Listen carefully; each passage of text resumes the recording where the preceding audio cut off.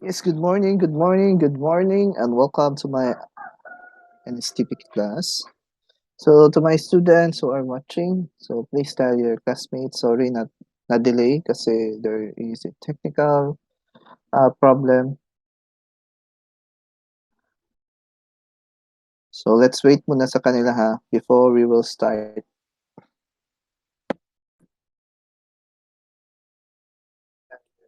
Sorry, not delay kasi problem. So, let's wait muna sa kanila ha before we will start.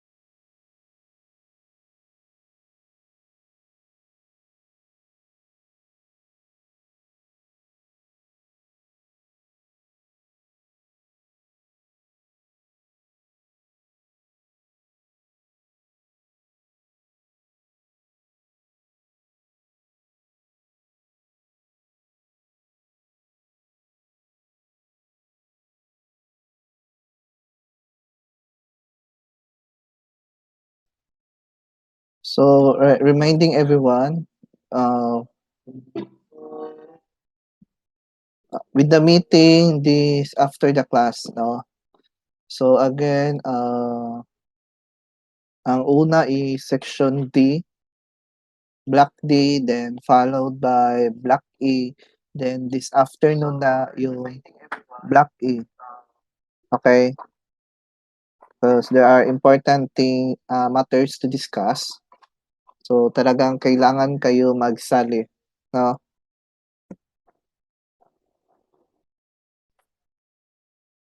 Then if ever hindi kayo makasali, patay na. Dako kayong puntos ang mabawas. Mawip na jud.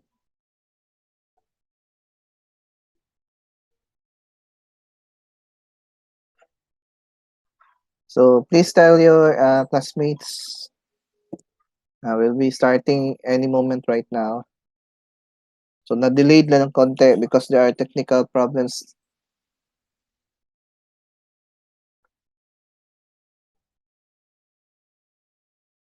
So there were only 37 who are watching.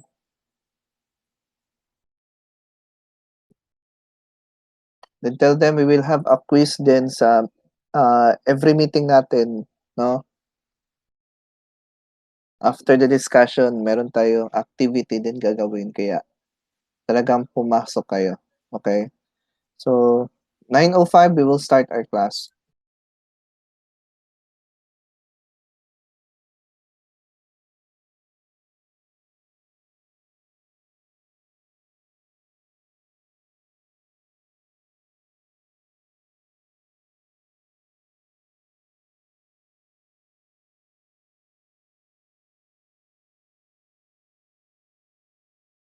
Please don't use the reason na blackout because the scheduled last blackout was postponed already now because meron daw ang dami daw activity na gagawin this morning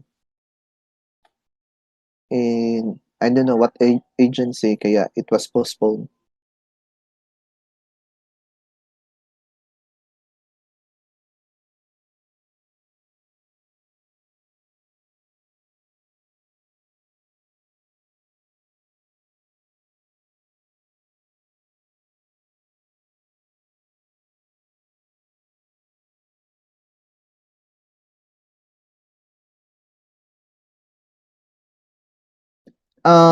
Sa mga BITM na students po, hindi dapat BITM 1C ang ilagay ninyo because on the class list, nahati kasi kayo sa dalawa. Andun kayo sa IT1D or IT1D and IT1E. So, dapat yun na section ang i-mention ninyo. Ang iba din andun sa BSAM, sa AM1G. So, pag ilagay niyo na BITM1C, di ko yan ma-check attendance. So, you should check your section now sa portal, no? Kahapon na-open ko ang portal. So, baka today, I'm not sure if ma-open ba.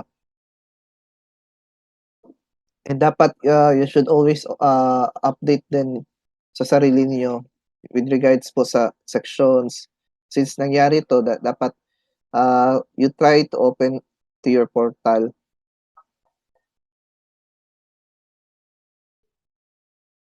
And of course, I posted the section, 'di ba? My complete class list din, no? Sa community. So I believe that tiningnan ninyo ang section niyo. So you are not anymore BITM 1C. No, dapat nasa IT1D, IT1E, and AM1G kayo.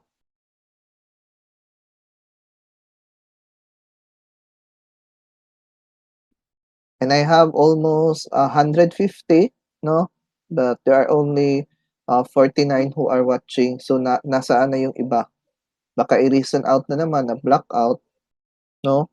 Hindi blackout ngayon, walang blackout because it was rescheduled. Rescheduled.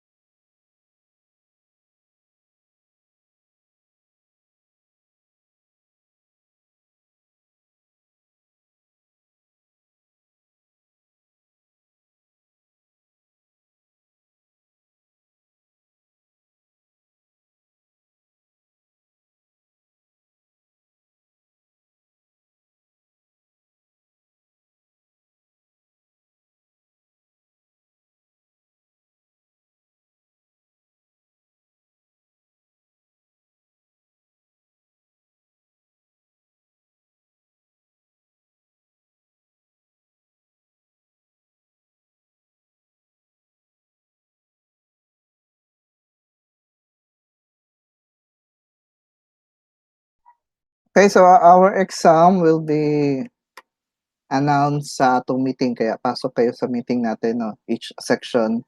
And by the way, I will be inviting you sa LARC. So, masin maingon na pod mo wala na pod mo ka-install sa LARC. So, unsaon na lang na. Okay, so it's already 9:07. We will start na our class kasi late na masyado.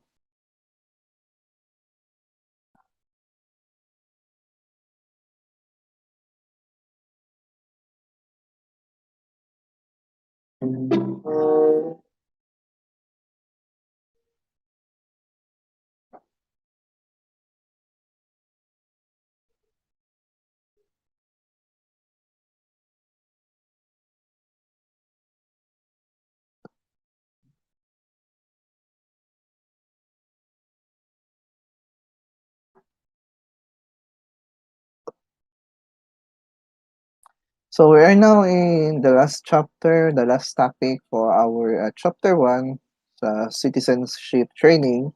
So this is now we go now to the voter citizenship education. So nag-register na ba kayo? Are you a voter na ba? Eligible na ba kayo na magboto? So I think the extended ata yung registration, no? So yeah, nabasa ko yun eh. Yun sa I'm not sure ha, pero sa City of Mati it was extended until October ata yun. This month pala, no? So if you are not yet registered, of course, that's one of your rule, no? Na mag-register because you have the right to vote, no? And please don't expect naman na kaya ka nagpa-register kasi nga meron tayong makukuha, no? I hope you don't ang set sa inyong mind hindi gano'n, no? It's your right to vote talaga as a Filipino citizen, no? Okay, moving on. So, voter citizenship education.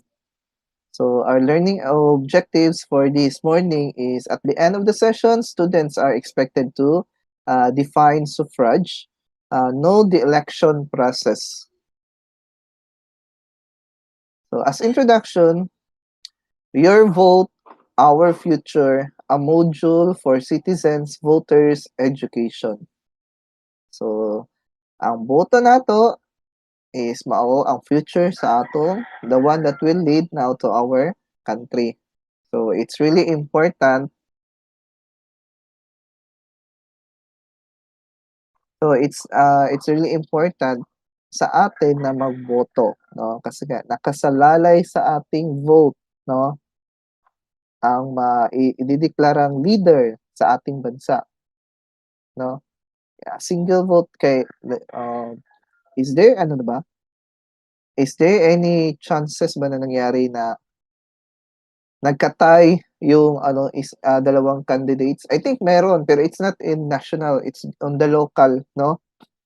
Yung ano, nag-tie sila ng result and what they did, of course, pag-tie, then they ask permission. Alangan naman mag-recount na naman, no? Hindi dapat or mag-re-election.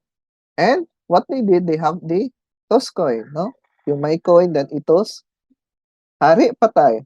Ayun. I'm not sure kung saan yun na, ano, but it happened here, no, sa Philippines. But in the local lang, hindi sa national. Yung senatorial, wala pa man so far. So they have talaga uh, the same result talaga, no? Count of votes. Kaya, ayun. So that's why your vote, our future, no? Future sa ating bansa. Okay, now the Filipino citizens voters education covers political and electoral system, human rights, and governance that serve to contribute the efforts at affecting matured and informed political attitudes and decisions of Filipino citizen voters. Now, let's go with the suffrage.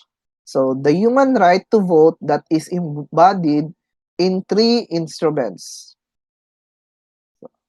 Marinig ba ang boses ko? I'm not really sure because I'm not using my ano kasi, my headset. I'm using my earphone. So, anyone?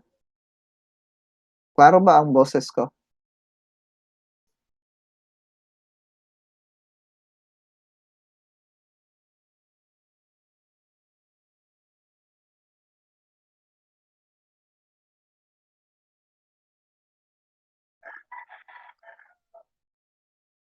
Okay, thank you sa response. So again, there are three instruments in the human right to vote. No? So first is the Universal Declaration of Human Rights, or the UDHR. Second, the International Covenant on Civil and Political Rights. And lastly, we have the 1987 Philippine Constitution. Okay, so the Philippines is governed by these three documents, which similarly mandate universality of the right, equality in access to public service, and secrecy of votes. So, Article 21, 1-1 to 3 of the Universal Declaration of Human Rights. So, it was on December 10, 1948. No? Everyone has the right to take part in the government of his country directly or through freely chosen representatives. So everyone has the right to equal access to public service in his country. And the will of people shall be the basis of the authority of the government. So this will shall be expressed in periodic and genuine elections, which shall be by universal and equal suffrage, and shall be held by secret vote or by equivalent free voting procedures. So, okay, so everyone has the right to take part of the government. So, sa country, no? Then, and it says also that everyone has the right to equal access to the public service. No? So, masinang uban diya na, maingon na, of course, sa City Hall, it's a public service man, di ba? So, sometimes din na, ato yung gina-insist na, uy, this is you're a public servant, so you need to provide evidences because it should be it should be known by the public. Then napoy iba diyan na mga like mga lugar, no? I mean, it's public owned, no? So dapat talaga like we can say an example po sa Dahican bitaw.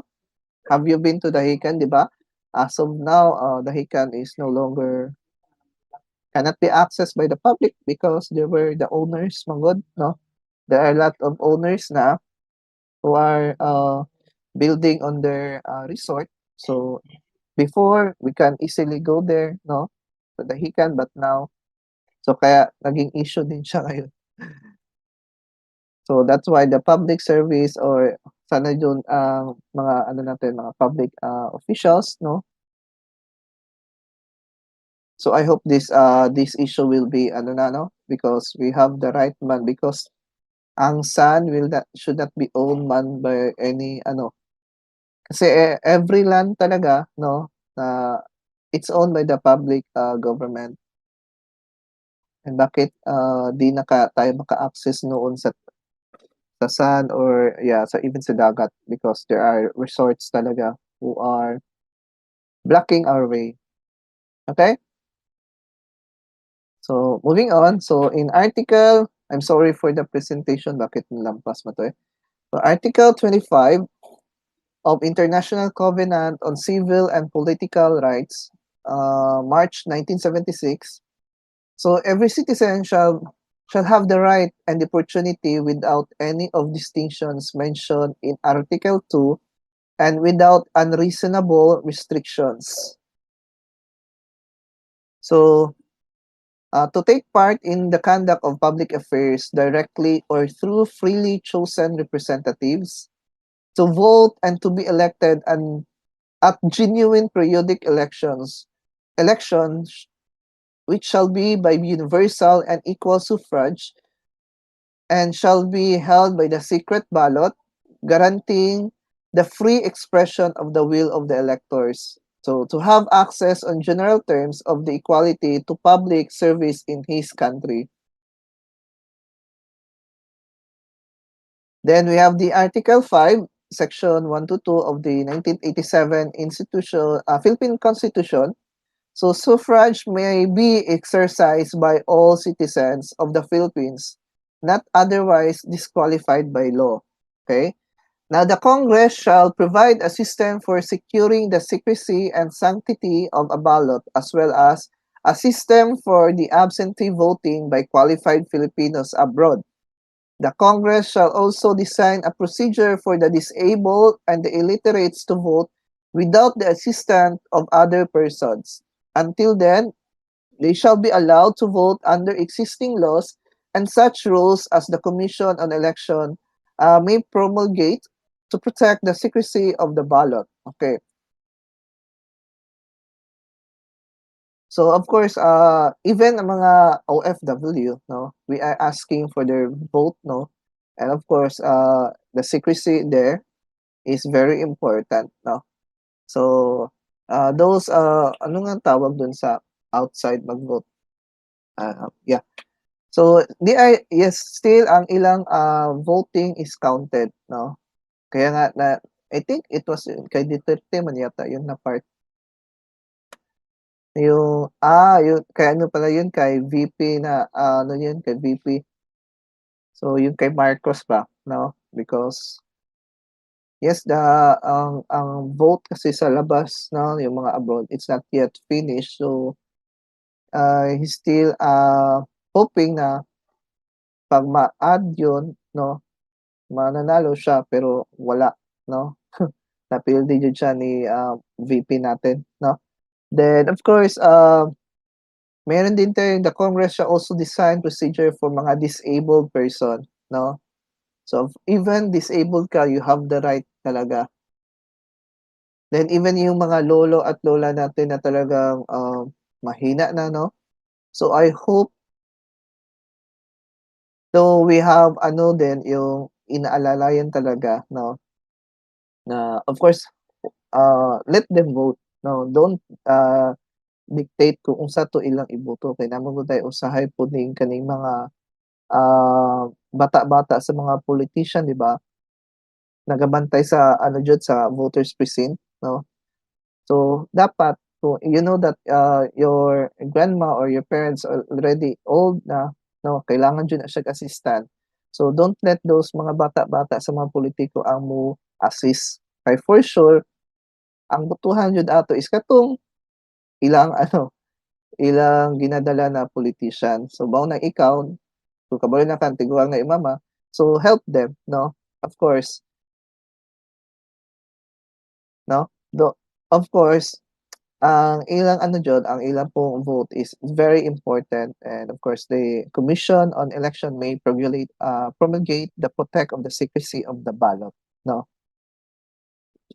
So now, so the people's right to suffrage is the foundation of the electoral process. If people are not allowed to vote freely, then the whole process of election becomes absurd and superfluous.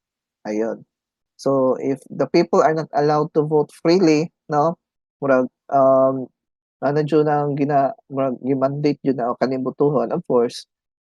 So the whole process of election becomes absurd and superfluous. So dili na jud siya ano, it's not good. Wait lang. Because you have the right to vote. No one can ever dictate, no. Though those politicians will have their jingles, no. Even, yeah, this is true, no. Even diyan sa mga purok-purok ninyo, tapos magsabi-sabi na, oh, kanino ka man, ganyan. Tapos, oh, dito kami na side, ah, hindi kami diyan. Tapos pagdating pa lang sa ano, pagdating na talaga sa voting, they cannot dictate man dyan, no. They cannot push you. So it's up to you, Jude. If you were going to vote, straight vote sa kanilang ano, sa kanilang linya, or pwede ka din mupaksi pud sa pikas because as you can see those on their lines talaga hindi naman sila maganda, no. I mean hindi yung status nila before or if may bago man, hindi ka, you are not really ano ba, hindi ka, di niyo sila gusto, no? Based on the facts na imong nahibalaan sa ilaha. That's why you go to the other side. So, of course. So now the suffrage, the right to vote or the exercising of the right. Okay? So ang suffrage means is the right to vote or the exercising of the right. So wala jud makabuot sa to. And so that is yeah, by Andrew Haywood, political psychologist. Now, the right to suffrage as a human right is related to the concept of democracy and people's sovereignty. Sovereignty is often defined as the principle of absolute and unlimited power. Under the democratic 1987 Constitution, it is the people alone who can exercise sovereignty. They can therefore make decisions that are binding on all individual citizens, groups, and institutions, including the selection of leaders who will run the government. No? And Article 2, Section 1 of the 1987 Philippine Constitution. So the Philippines is a democratic and republican state. Sovereignty resides in the people and all government authority emanates from them, which mean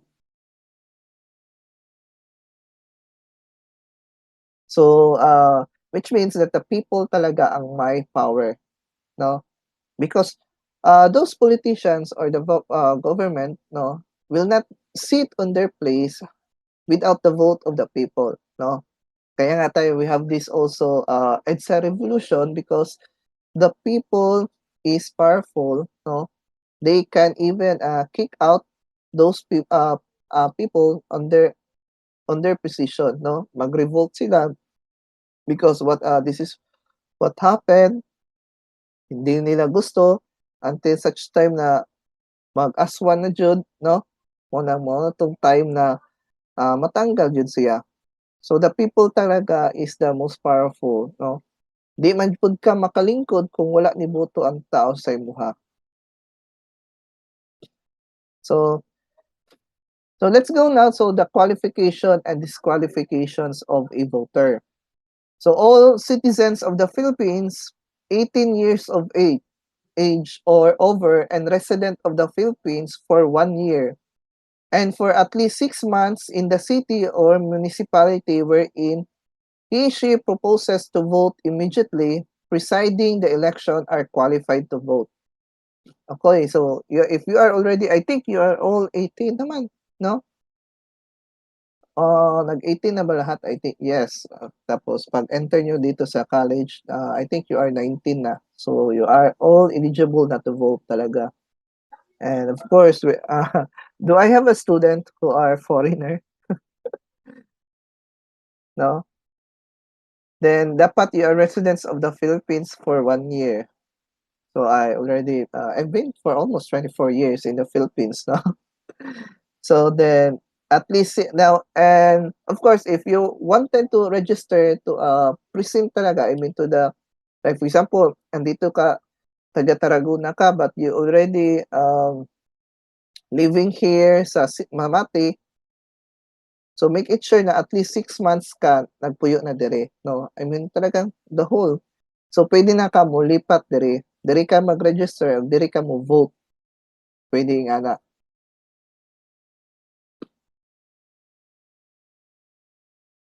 Then the following shall be disqualified from voting. So ito naman, kung kanina yun yung qualified to vote, no?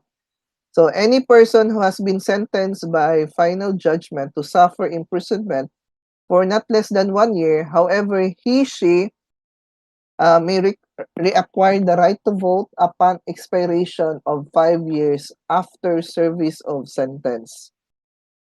Then any person who has been unjudged by final judgment by the competent court or tribunal of having committed any crime involving disloyalty to the duly constituted government, such as rebellion, sedition, violation of subversion and firearms laws, or any crime against the national security, unless restored to his or her full civil and political rights in accordance with the law, provided that she shall regain his right to vote automatically upon expiration of 5 years after service of sentence.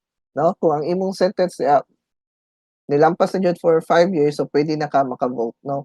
And just thinking about this rebellion, no? Uh, Senator Trillanes, can you recall, 'di ba, that they got their rebellion? Then of course, so nagka-rebellion man sila. So I think those army wala jud sila ka vote, no? Pero Senator Trillanes run for senator, no?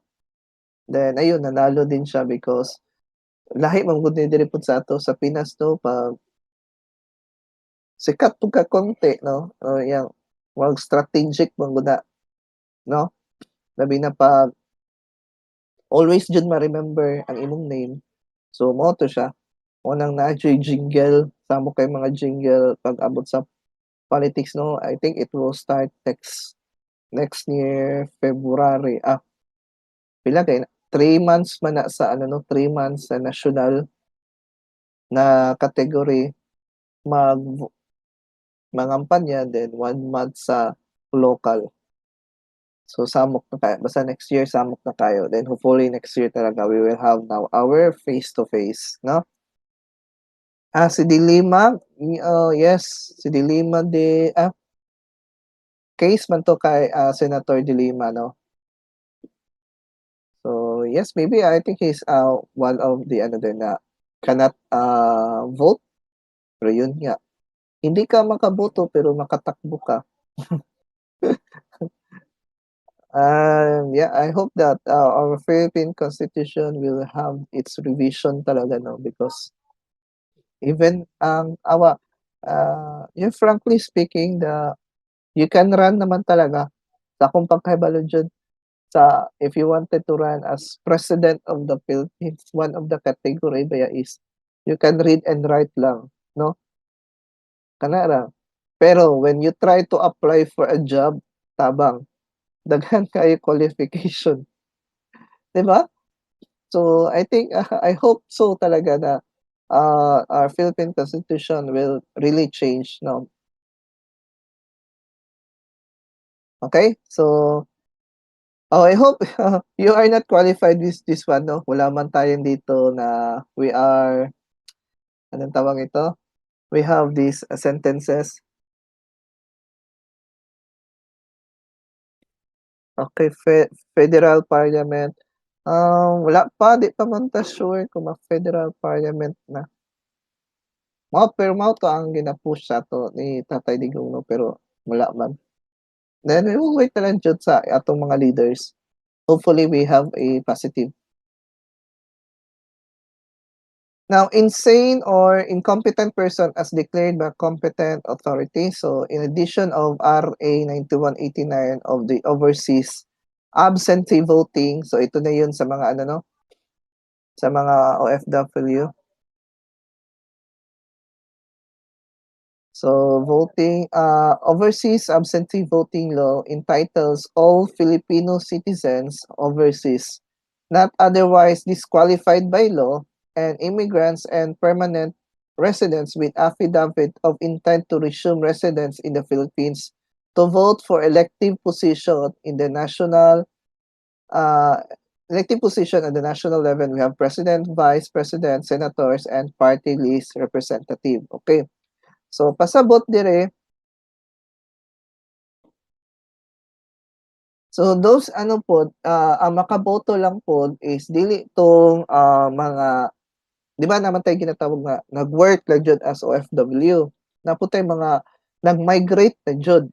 So those na nagpa-migrate, like for example sa US tas belong na sila sa US citizen, no, na sila US citizenship. So di sila allowed mo vote. Kasi ang sabi dito, residents with affidavit of intent to resume residence in the Philippines. So, mostly ang kani katungod jud ning nagtrabaho lang ang intention dili na nag-migrate, no? Kaya kung nag-migrate na, then they have their residence na doon, of course, they are not allowed na to vote. Pero unless mo resume sila or magbalik pa jud sila sa Pinas, yun sila ang qualified. That's in the RA 9189. Okay? And they can only vote for the national and sa local, wala po sa local. They are not allowed sa mga local like the mayor, the governor. Sa national lang and the party list. No? Unsa ni? Rastaman for president, half you, half human, half zombie. So, amot po nato ni Rastaman, no? Asa na tong mapa daw niya, third eye. To third eye. Sa muka lagi. Anyways, kaya nga, if kabalo man siya magbasa, kabalo siya mo istorya, di pwede din siya mo, ano, mudagan. Now we go on to the elections and democracy. So the Constitution guarantees that we are sovereign people from where all government authority derives. Sovereignty or the power to govern is exercised directly through suffrage and direct democracy instruments, and indirect through officials elected by the people as their public servants. The will of the people then is expressed in clean, orderly, and honest elections. Okay, so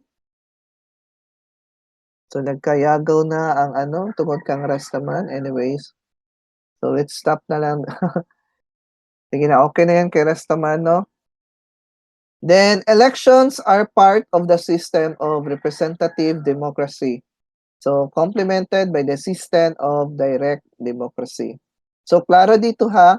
Again ha, basahin ko ha. So, the sovereign people from where ayan ha, all government authority derives. So, the power of the government exercised directly to the suffrage and direct democracy instruments and direct through officials elected, no? Elected by the people. So, kita dyan ang rason as their public servants, no? So, dili sila makalingkod without our suffrage, no?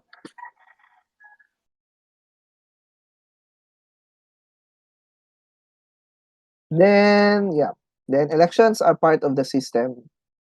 Then, direct democracy may take various forms and categorizations of direct people's participations in governments. Among these are plebiscites, referenda, people's initiatives, recall, and barangay assemblies. Then studies have indicated that people enjoy a higher degree of freedom if direct democracy and mechanism are put in place. Sir, ask na ko when mag-classify. Just check na lang sa inyong invitation kung what time kayo papasok. Mura ma-extend ta saglit because we have this technical problem kasi kaya na-late tayo, no? So anyways, after the class na lang, no? Mr. Junel Hanog. Then the representative democratic structure in which the people govern through elected representatives is based on the principle of consent of the governed, thus the government officials chosen and elected by the people become servants and not masters of the people from whom and for whom this official exercise their power and authority. And saan tama na may uban dyan na. May lang sa kumpanya, no? May lang sila sa kumpanya sa sugod, no, makaluoy-luoy. Then afterwards, pag ikaw, tayo na people, mag-ask ng ano, yung in return because we vote for them because we know they are in good in public servant. But however, they are using their power, no, and authority. Ayun, mura na po silang si Kinsa. Then here comes na kaning mga sa political Kalimutan nun ko sa term. Political dynasty, no? So, kailan ba tag political dynasty? Anyone?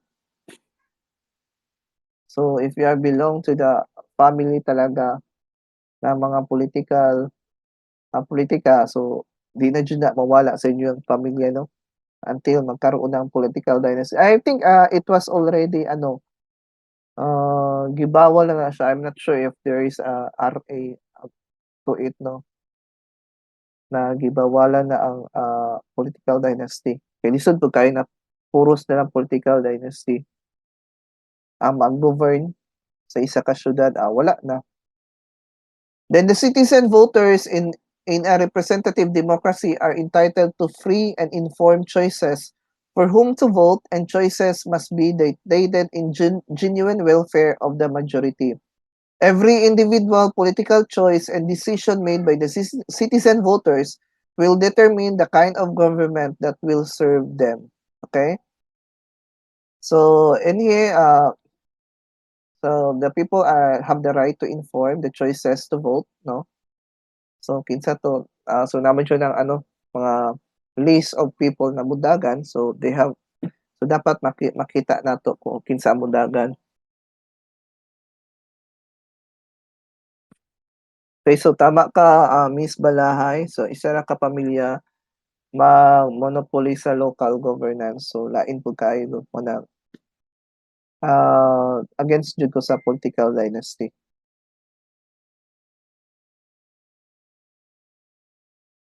So we have these specific mechanisms. So since the enactment of the 1987 Constitution, election for president and vice president are held every 6 years. No? So while election for senators and members of the House of Representatives and local government officials occur every 3 years. So mao nang ang sa president of vice 6 years jud na sila mag-serve, no? Then ang pag-election pud ana tag 6 years mo na next year, since last year nakaroon ni Tatay Digong, so magkaroon ng election. Well, sa senators, House Representatives and local governments, mayor, governors, councilors, so tag 3 years jud ang na ila, service lang. Then after 3 years magkaroon tayo ng election. And the local level, ito, sino ba dito mga SK natin? Perminti naman gud naga-postpone na, no, mga SK and barangay officials. Barangay election and sangguniang election are also held periodically. So sige ka-postpone atong barangay elections, no? So sige lang, at least you did your best naman talaga to serve your barangay. Then if ever man na mga reklamo kasi naday uban bitaw na nagahatag og tab, cellphone, ana ba? Ayaw lang pud kasapot, no? Ayaw pag-burst out kung ikaw kay escape president ka. I-explain po nimo na mao ra pud ning era baya nato, no? So mo nang we cannot come up with that. Unless if gisuportahan sila ato sa ilang proposal na sila yung mga donations, so mo to nakahatag sila. Hinamo kay uban kabalo na ka sa mga members nato na kung asa di pa jud kay sila active, sila pa'y kusog magyaw-yaw, no? So mo na just explain to them that our era is not big enough, no? Then we have this project, ganyan. So do makasana all lang punta sa mga SK officials na naghatag ng ganun. Okay? Then from 1993 onwards, elections for the Autonomous Region of Mindanao or the ARMM were held.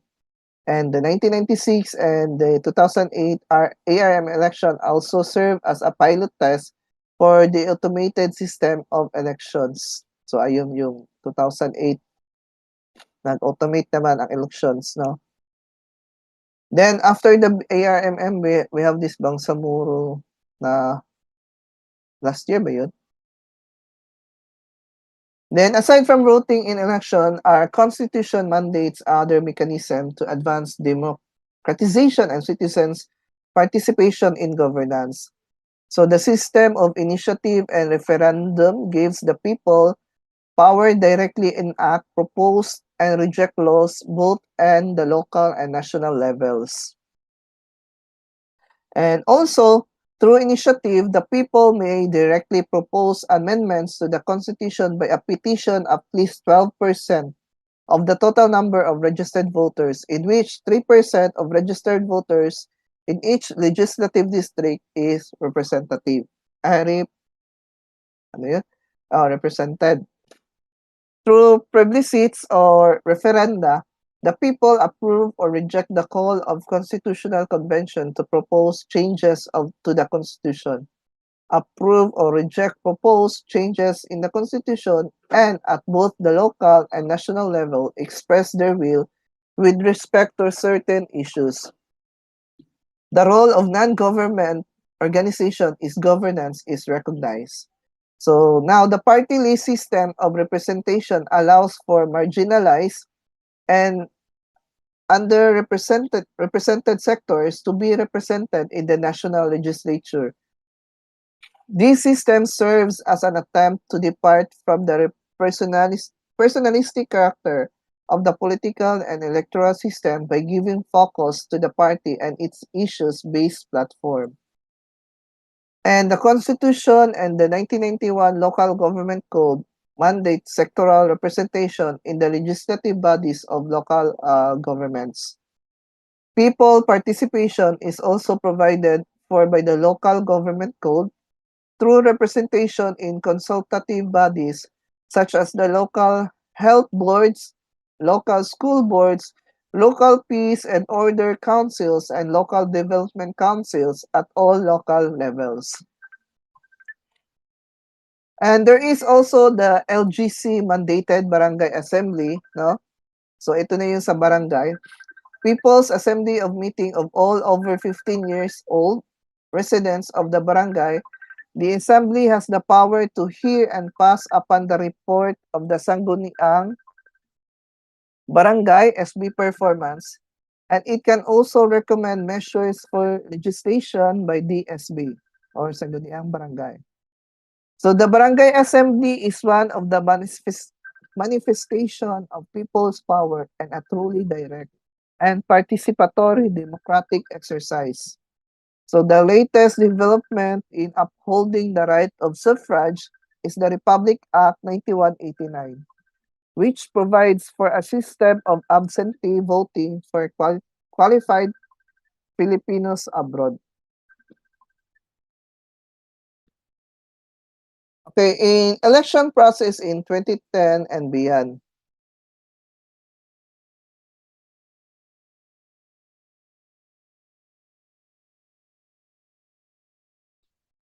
so this section will guide the citizen voter not only in the exercise of right to vote, but also in monitoring the electoral process in an automated election system or AES.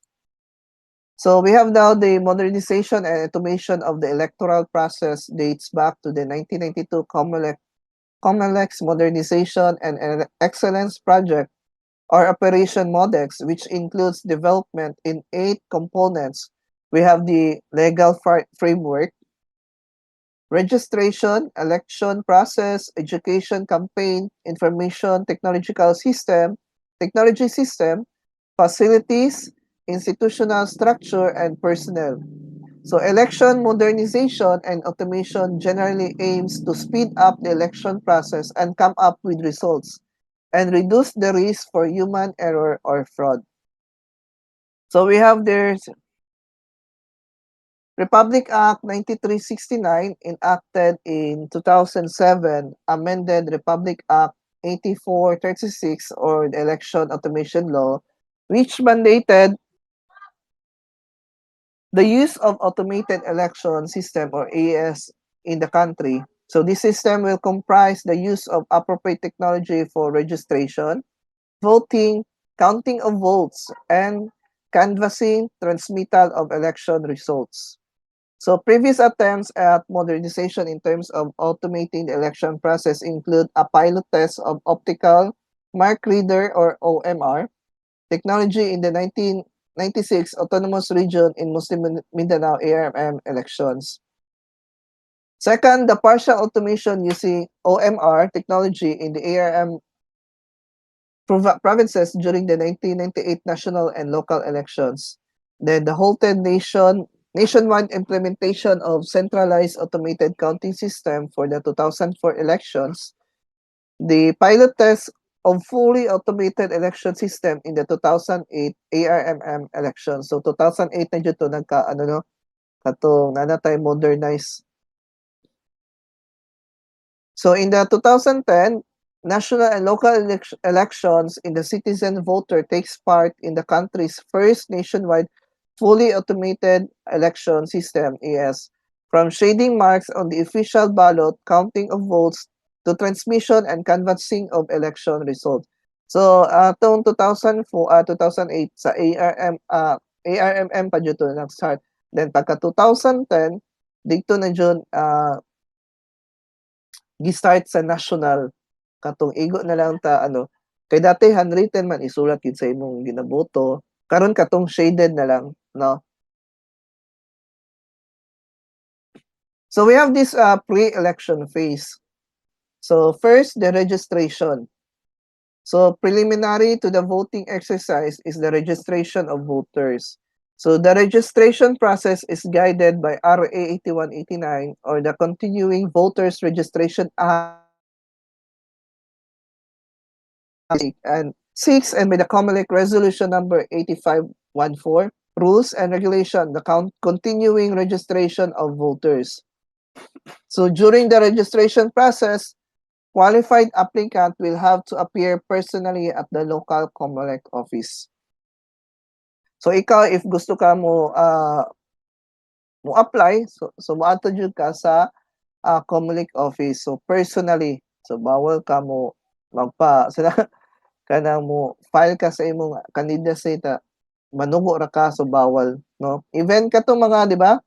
Like I said to si Senator Trillanes and De Lima, they file their candidacy as senator, re-election ba yun sila?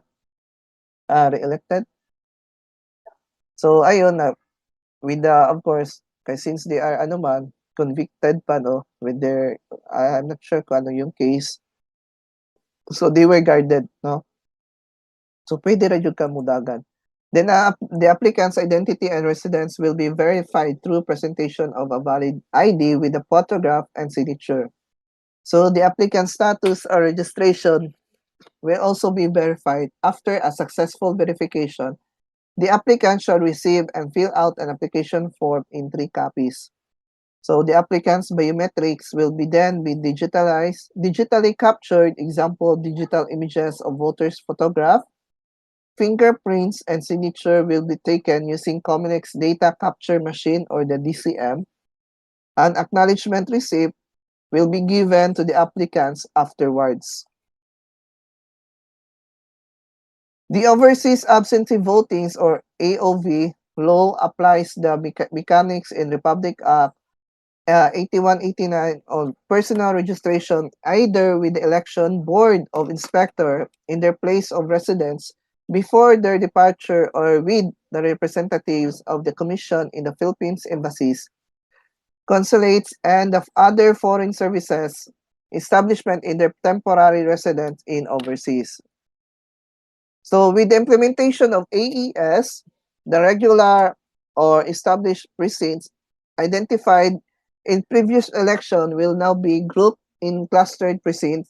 Example, up to 7 established precincts comprise a cluster precinct which will be assigned 1 precinct count optical scan or the PICOS machine. So ang gamit nato karon is we have this PICOS machine. So PICOS machine pasabot is precinct count optical scan. So testing and sealing of machine at least 3 days before election day. So magkaroon tayo ng testing no before jud ang counting. So the public shall accomplish the test ballots which in turn will be manually counted, after which election returns from the manual count shall be accomplished The same set of ballots that underwent manual counting shall be fed into the counting machine. So, results generated from the manual count shall be compared with the results indicate in the automated count printout of the election return. So, natay murag taas pa na siya na ano no papel. Then if i-scan ra na siya sa PCOS machine, then dito na siya ma-count. Then ang card ato mo tong i-send pa jud sa national. So mo na nagkaroon ng issue itong mga how come na-hack daw ang count na isulod na lain data. I'm not really sure about it, pero mo to mga kasagaran reklamo before, no? So once ayan. So once the public is satisfied that the manual count is in the same as the automated count, the printout and manually prepared election returns shall be signed off by the witnesses. So the PCOS machine shall be sealed without any connection to transmission links. So the public shall be allowed to secure the polling places where the PCOS machines are installed and shall be open only on election day in the presence of watchers. So we have these mga watchers, no? So on election day, the voters proceed to the polling place to cast his or vote. So the Board of Election Inspectors or the BEI will administer the conduct of elections. So the BEI will now include as member an information technology capable persons who is trained or certified by Department of Science and Technology or DOST to use the EES. So ito na, no? So the day of election, so punta tayo sa precinct area natin, no? Then I will suggest ang technique para dili magkahago. Kung morning ka, taas kayong pilas, usay na pa dyan ay gubot. Pwede rin dyan ka sa hapon, mga alas 4, kay wala na kayo mag-vote, ana. Kay kung morning magod ka, sayo ka sa buntag po, kung sayo po ka sa buntag, pwede. Kay gamay rat pero ka nang at the middle of the ano dyan, na maglinya ka, na dyan ay magkagubot, no? So all voters, as many as 10 voters at a time whose name appear on the list of voters will be allowed to vote. Official candidates, registered political parties, and party list groups and accredited elections. Observers and monitors are represented in the precinct by watchers. So the voting periods is from 7 a.m. until 6 p.m. Ito, mag-start yun siya 7, no? And mag-close siya 6 p.m. Unless na rin dyan mag-brand out, so ma-extend na siya. So before voting starts, BI shows the empty ballot box, turns on, initializes PCOS machines, and print initialization report or zero report to show that there is no entry vote in the machine's memory. Now, casting of votes, muna siya. The casting of votes shall proceed in the following manner illustration. The voter looks for his/her name in the list of voters posted outside the polling place. So na ginabutang man jud na ang list nimo, no? Kung naba jud ka diya na polling precinct ang imong pangalan, so i-check sa nimo. Dili ka diretso since damo na imong number diha number sa room ba sa katong ano, number sa mga qualified na moboto, no? Sa kana na room. I-check pod nimo kung naa jud ka. Kung wala gani naman ay uban na wala na butang bitaw ilang pangalan, napo na area kung asa ka pwede mag-ask. So the voter present an ID to BI in assigned clustered precinct. So ipakita to imong national ID or katong COMELEC ID. Kung wala gani COMELEC ID, pwede ra jud ka ano, voter kung wala kay voters ID, pwede mo yata ka basta kato any valid ID. Upon verifying the voter's identity, BI gives voter a ballot containing the list of candidates for various vacant elective positions. So pag okay na, so diyan nakatagaan, no? Then the voter shades the entire oval corresponding to his choices of candidate using a special marker. Then voter personally feeds the accomplished ballot into the PCOS machine. Then the ballot will go straight to the translucent ballot box. Then the machine will store the data and take a photo of the ballot. So the BAI member marks voter's finger with indelible ink. So ayun, after nato mag-shade na ta sa atong katong form, so adto ta sa PCOS machine, then the PCOS machine will scan and ang imong kuan is na dito nakasulod lang. Then after na nimo maka-vote, so mo na 'tong indelible ink, nabutangan kag ink diri, no? So sa either anywhere sa asa, pero mostly sa index jud na, either left or right or sa thumb, no? So mo na daghay mga issue na ang indelible ink daw kay dali ra mapapa, no? Mo na daghan kay basta daghay karaw jud kay atong eleksyon, pero hopefully if wala jud kay gihimo pud na mali, you just follow the procedure, then okay na. So counting and canvassing and transmittal of votes. So ito na. So after voting ends at 6 p.m., the voter continues to be vigilant in counting, canvassing, and transmittal. So dili jud ta sa transmittal kay nabe uban area na wa joy signal. And canvassing of votes. So the BI executes a closing function on the machine to prevent it from accepting additional ballot votes. So the machine automatically starts automated counting of the votes and prints 8 copies of the election returns. So the BEI distribute the initially printed ERs. 1 copy is posted outside the precinct of public viewing. So the BEI attaches transmission cable modem to the machine.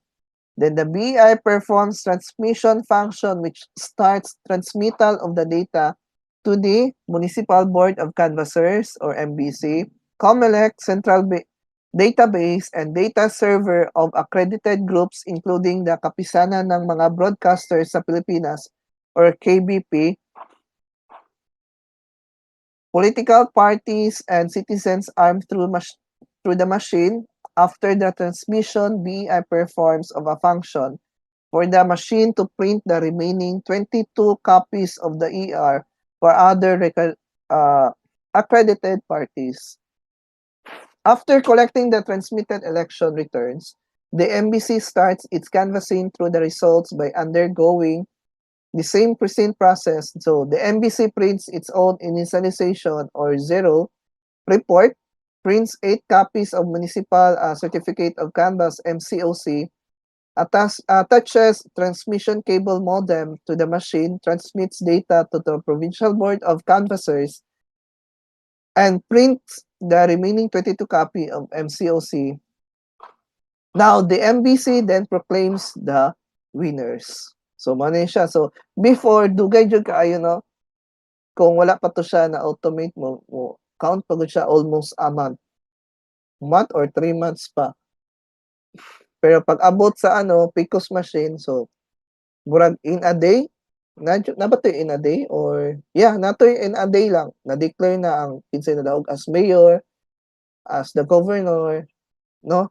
Mo nang kulba kaayo. Pero I think ang kaning sa national kasi na may lisod pod ang sending of or transmittal of the no of the cast vote mo nang dili mo abot pa siya 1 week, no? Pero at least karon na minimize na siya. I mean, dali ra ang result.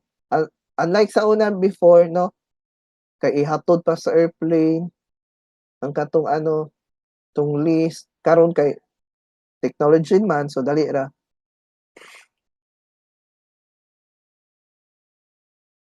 So from the municipal level, the data will be transmitted to the Provincial Board of Canvassers, which will print a zero. Ano eh? Okay, the electoral transmission.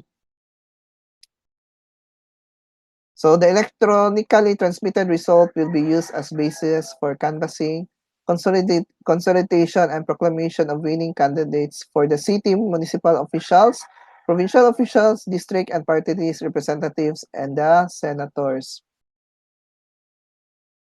So Congress will receive electronically transmitted results and will use either the transmitted result or the printed results as basis for the proclamation of the president and vice president. Now, the 1987 Philippine Constitution authorized the Congress to promulgate rules for canvassing of results for president and vice president.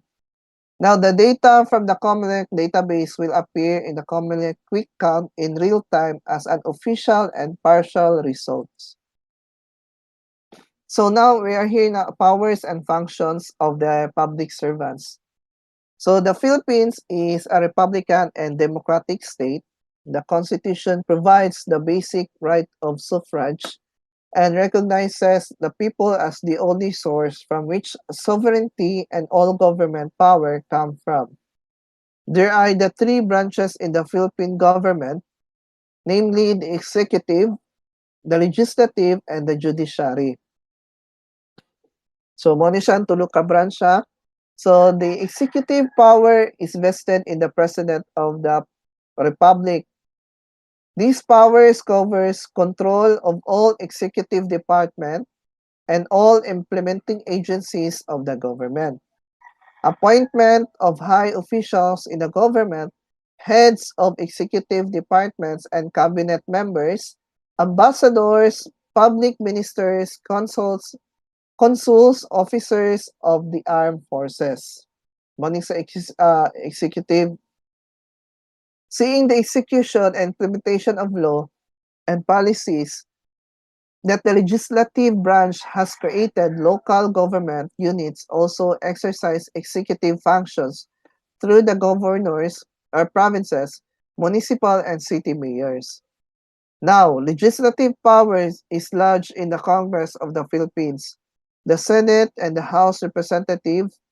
Legislative functions includes statute making, constitution making, and amending of constitution, appropriations, financial functions, power of the purse, and oversight function, informational or the power to conduct inquiries in aid of legislation. So legislative functions are carried out at the local level by the different sanggunians or local legislative bodies. So in the lawmaking process, the president can either approve or veto a law passed by Congress. It will require two-thirds vote by the legislative body to finally pass a bill into law.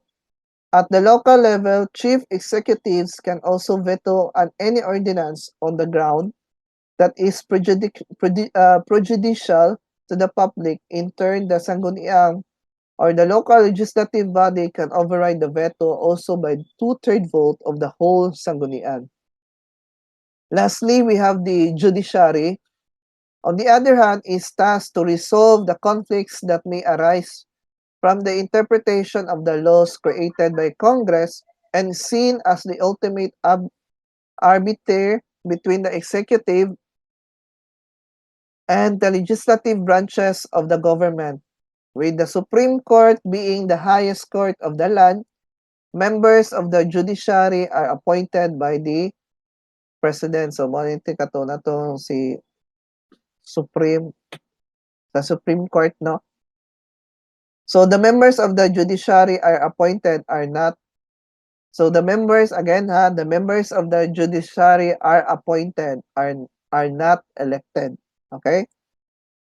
Now, so the Constitution lays down specific criteria on who can become public servants. In the 2010 election, we will be voting for the 15th President of the Republic of the Philippines. At the same time, a new Vice President shall also be elected together with 12 senators, a number of representatives, and our local government officials. So we have the President. So the President is the head of the executive branch of the government. So mo ni siya pinaka-highest dyan, no? In order to run for the position, aspirant should be a natural-born citizen of the Philippines, a registered voter, able to read and write, at least 40 years of age on the day of the election, and a resident of the Philippines for at least 10 years immediately preceding election. So, morning qualification kung mag-run ka as president. So, dapat good, registered voter ka, and able to read and write. So, muna niya akong ginaingon. Then, the next president after Ms. Gloria Macapagal-Arroyo will be tasked to rebuild democratic institutions which have been damaged through the time and were extremely jeopardized amidst the current administration political scandals. Now, the vice president, in the event that the president is unable to perform his/her duties because of death, of permanent disability, or should be or should the president be impeached, the vice president shall take over the responsibility. Mautong kay Tatay Digong no, sige nila, or not just kay Tatay Digong, daghan kayo naga-file og impeachment, no? So we don't know if is it the kapakanan ba yan ng vice president or those talagang kay mo take over ba atong vice, no? So I think every ano man jud, every president they have this impeachment complaint, no? Then the vice president shall be elected, can be removed from office in the same manner as that of the president. So the Senate and the House of the Representatives, where no president and vice president shall have been chosen or shall have qualified, or where both shall have died or becomes permanently disabled, the president of the Senate, or in case of his or her inability, the Speaker of the House Representatives shall act as the president until president or vice president shall have been chosen and qualified. This is under the 1987 Philippine Constitution. So kung simba ko lang no, mamatay atong president o atong vice, ma-disabled na sila, so dili na jud sila maka-guide sa atua or maka-lead sa atua. So the president sa Senate of the House mupuli as the president, no? Or pwede po sa House of the Representative, no? So those who wish to run for Senate should have the same qualification as the president or the vice president, except she need only be 35 years. So kailangan jud nimo 35 years old ka and above. Then those who intend to run for the lower house or the sa Congress at least 25 years old and should possess the same qualification as the president et al. So again, kung muran ka, mora to siya ang kailangan nimo. Or naran ta sa age, no?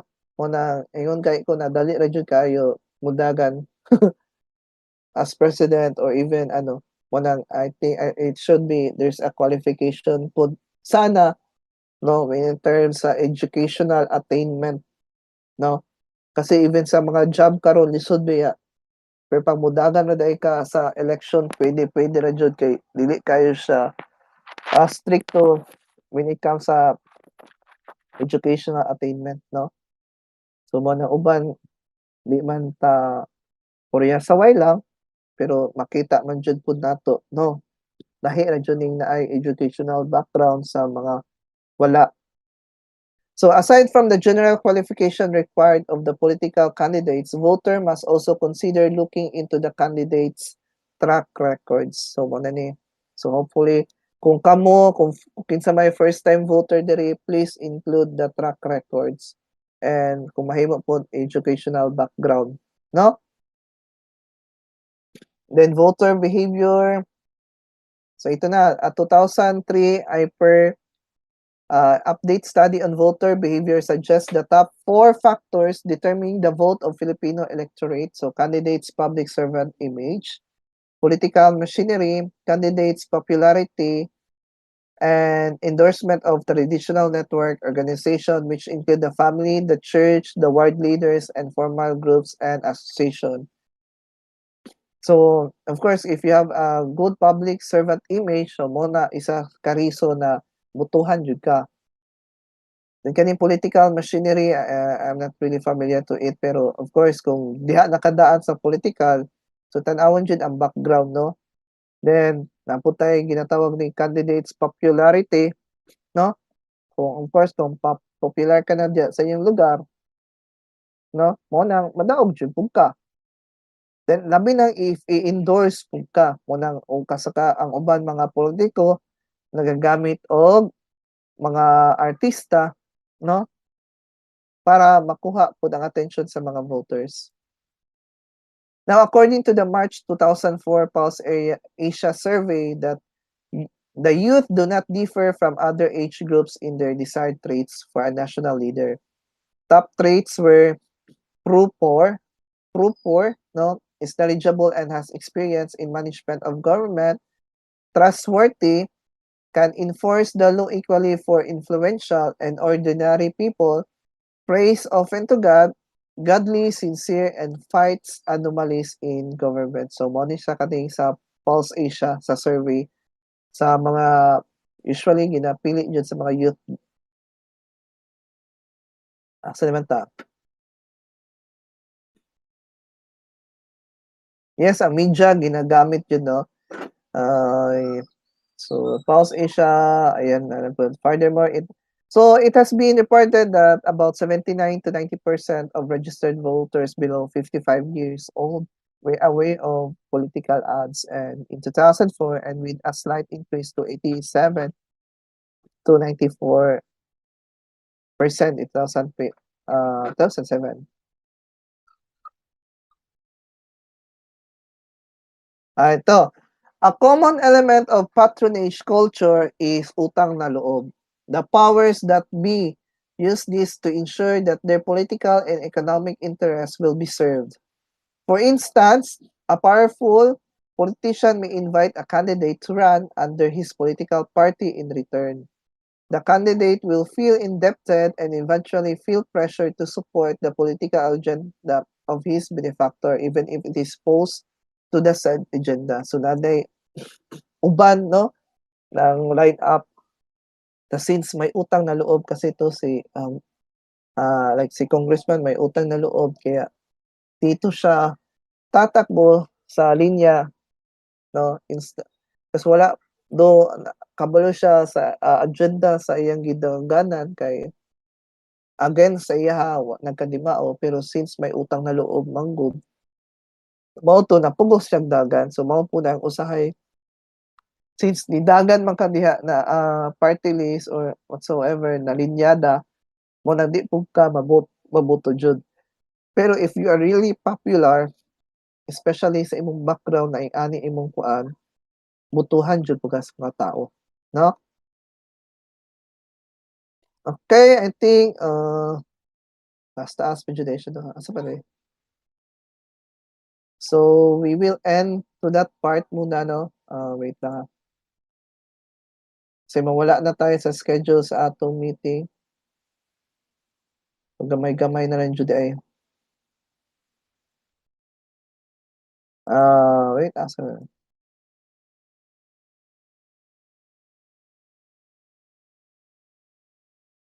Gamay na lamang pud ay. So anyways, we will let ano na lang.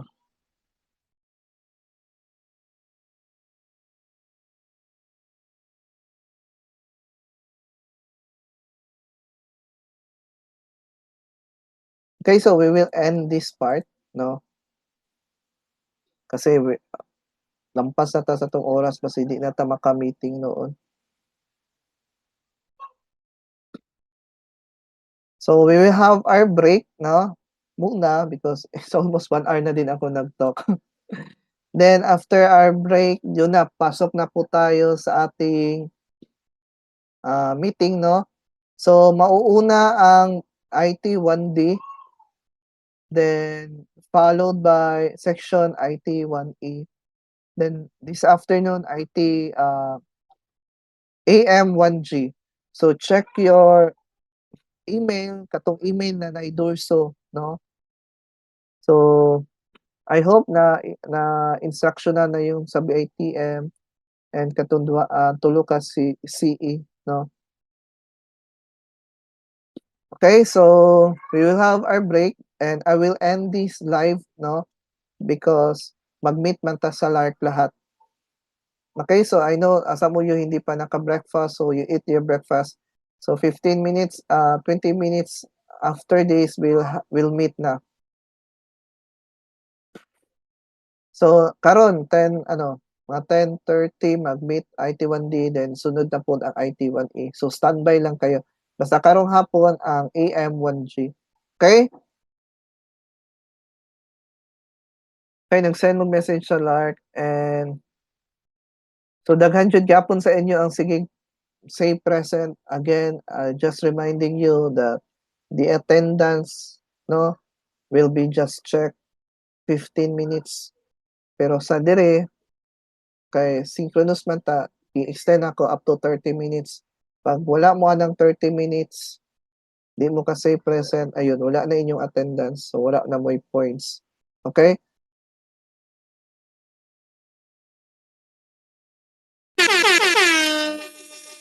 Suga po din. Okay, thank you so much everyone. So, see you at the meeting. Please attend tayo lahat because kailangan dyan mo mag-attend. Okay, bye for now, then see you sa meeting.